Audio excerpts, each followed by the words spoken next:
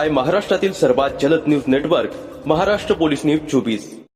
इंदापूर पंचायत समितीच्या सभापती आज आपली निवड झालेली आहे. त्याबद्दल सर्व पत्रकारांच्या वतीनं आपलं अभिनंदन आणि तुम्हाला पुढील कार्यासाठी शुभेच्छा देखील आहेत. आज आपली निवड झालेली आहे सभापती पदीवर. कसं असणार आहे पुढचं विजन तुमचं?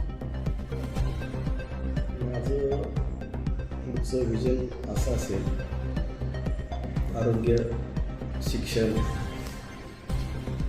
आणि ग्रामीण भागासाठी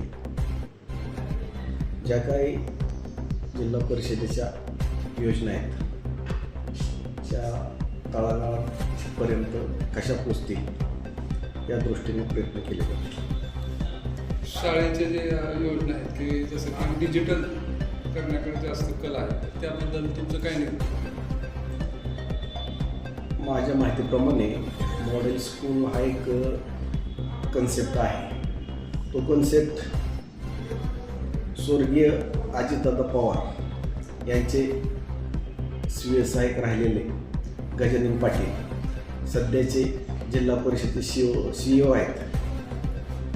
त्यांच्या संकल्पनेतून मॉडेल स्कूल अंतर्गत 32 शाळा आपल्या इंदापूर तालुक्यात 32 ठिकाणी मंजूर झालेल्या आहेत. त्या मॉडेल स्कूल अंतर्गत शाळा वर्गखोल्या, शौचालय युनिट, शिवाय स्टेज, मुलांना खेळण्यासाठी स्टेज, इतर बाबी त्यात अंतर्गत आहेत. महत्त्वाचं म्हणजे प्राथमिक शाळा ज्या आहेत त्याच्यावर काही ठिकाणी पटसंख्या खूपच कमी आहे. ती एक चिंताजनक बाब आहे. त्या दृष्टीने आम्ही एक असं मायक्रो प्लॅनिंग करणार आहे पंचायत समितीत, की ज्या अनुषंगानं जिल्हा परिषद शाळांकडे ॲडमिशनचा कल वाढेल मुलांचा, त्या दृष्टीने आम्ही प्रयत्न करणार आहोत. अतिशय चांगला उपक्रम आहे. तर त्याची सुरुवात तुम्हाला जून महिन्याच्या अगोदरच करावी लागणार आहे. त्याबद्दल काय नियोजन करावं लागेल? जून महिन्याच्या अगोदर आम्ही नक्की नियोजन करू.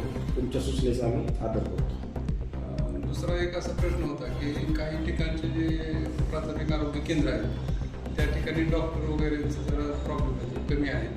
त्याबद्दल तुम्ही काय नियोजन करता? हो, तुमचा हा मुद्दा एकदम बरोबर आहे. मॅनपॉवर कमी आहे. पण ही झाली एक बाजू.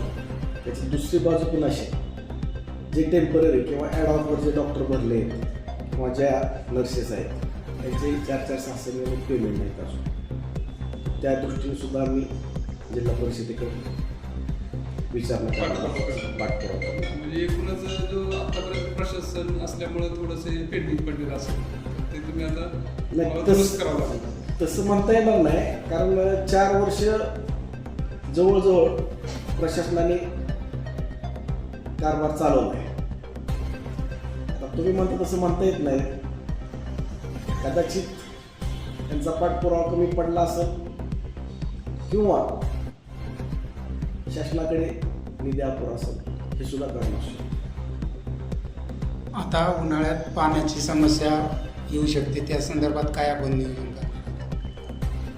आता आम्हाला कालच आदरणीय भाऊंनी मामाने सुद्धा फोनवर सांगितले की अल निनोचा प्रभाव आपल्या भारत देशावर जाणवणार आहे. त्यामुळे येणारा पावसाळा जवळजवळ 80 दिवस लांबणार आहे. त्या दृष्टीने आदरणीय भाऊंनी कालच सूचना केलेल्या आहेत. प्रत्येक गावातून टंचाई आराखडा तयार कराय सूचना करा. सरपंचाची एक मीटिंग बोलवा.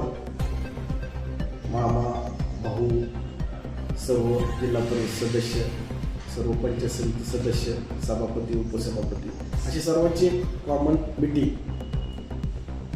BDO साहेब असतील, तहसीलदार असतील, एक यांची कॉमन मीटिंग लावून त्याच्यावर उपाययोजना काय करायच्या, कुठं विद्युत विहीर घ्यायची, परत कुठं टँकर सुरू करायचे, त्याचे प्रस्ताव मागवायचे, त्याचं नियोजन करणार. लोकांना टँकरद्वारे पाणी पुरवतात, परंतु जनावरांचं पाणी आणि चाऱ्यांचा काय विषय? त्याचं पण नियोजन करणार आहोत. आता फक्त आम्हाला 2 दिवस झालेत, आम्हाला थोडा वेळ द्या, आम्ही जरूर नियोजन करू. एक अगोदर तुम्हाला काय समस्या आहे ते जाणून घ्यायला लागणार. हो सर, नक्की नक्की नक्की. आपल्या काही समस्या वगैरे आहेत का सध्या? तरी काहीच नाही. बरं, शेवटचा प्रश्न आहे. सध्याला आरोग्याचा प्रश्न जो आहे तो गंभीर बनत चाललेला आहे. किंवा केंद्र जरी प्रत्येक गावामध्ये खेडेगावामध्ये असतील तरी खेडेगावातील महिला ज्या आहेत त्याच्यामध्ये अजून पण गर्भाशयाचे कॅन्सर असतील, मासिक पाळीतील आजार असतील, अशा अनेक आजारावर त्यांचं प्रबोधन होणं गरजेचं आहे. त्या संदर्भात आपण काही उपाययोजना करणार आहात का? हो, त्या संदर्भात आम्ही गावागाव कॅम्प लावणार. आणि सध्याचा महत्त्वाचा महिलांना भेडसावणारा प्रश्न ब्रेस्ट कॅन्सर महत्त्वाचा. गावाचं नाव मी इथं नमूद करत नाही. एका गावात आम्ही गेलो होतो, छोटंसं गाव आहे.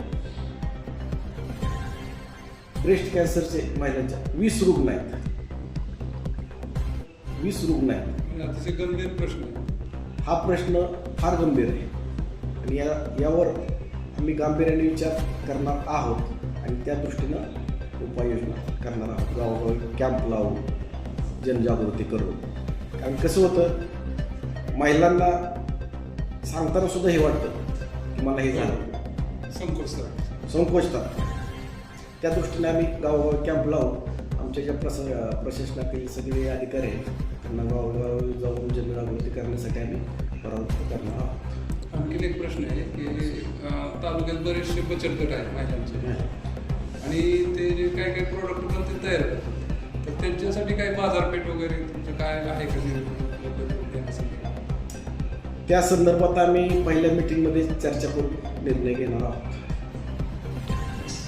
धन्यवाद. थँक्यू. महाराष्ट्र पोलीस न्यूज 24 साठी पुणे जिल्हा प्रतिनिधी शिवाजी पवार.